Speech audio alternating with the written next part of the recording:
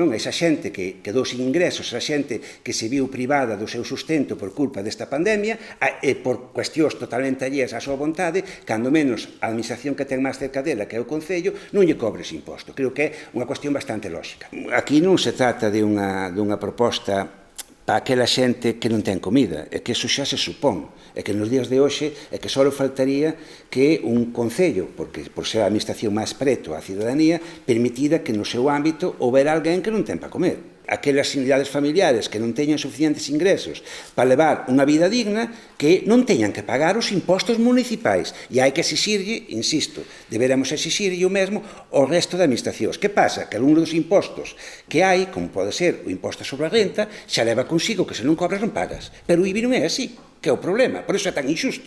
Hai que pagar igual. A mí o aprazamento non me vale. Porque se eu non cobro, non teño que pagar. Que pasa? Cando que ben cobro 800 euros ao mes e teño que pagar o deste ano, máis o do ano seguinte. Non, pagamos cando temos dinheiro, ou debemos pagar cando cobramos. Se non cobramos, non pagamos. E non me vale que me apracen. O sea, non me parece xusto que o apracen. Quer dizer, aquí o que está pedindo é, se non cobras, non pagas. Ou dancho dinheiro para que pagues.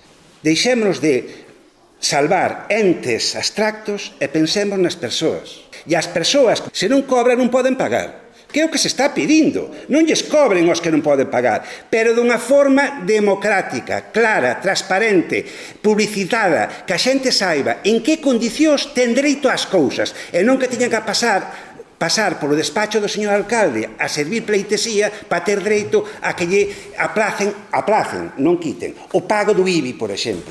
É algo tan claro. Publicítanse as subvencións. Clara, transparente, sen ningún tipo de dúbidas. A xente sabe que ten dereito. Solicitas e por criterios completamente obxectivos concédense. Todo transparente e clarito. Nada de oscuro, nada solo para os amiguetes, que non se enteren, solo para aqueles que nos votan, os que nos votan non señan que teñen dereito a algo. Eso non pode ser. De que a cidadanía o saiba cando hai unha línea de axudas para algo concreto. Que haxa unha publicación de un documento perfectamente detallado de quen ten dereito, en que condicións e quen vai cobrar esas axudas, e que logo poidan solicitar esa axuda por escrito como hai que facer as cousas, e que se non é concedida incluso teñan unha base para poder recorrela. Como se fai calquera axuda en calquera administración moderna. Ti sacas unha convocatoria, o cidadán solicita, concédeselle ou non se lle concede, e o cidadán pode recurrir, no caso de que non esteña conforme ca resolución. Ese é o normal, é o que pedimos aquí. E medidas moi concretas para aquelas persoas que non cobran, que non teñen con que, simplemente que non teñan que pagar os impostos. Que iso non vai ser suficiente, seguro.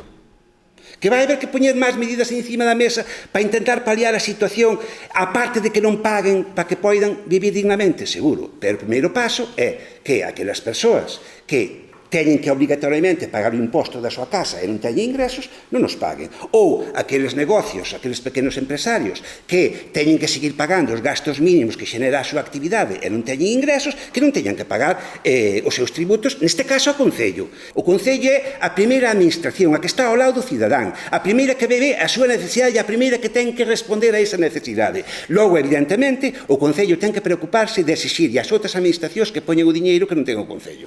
Iso está claro.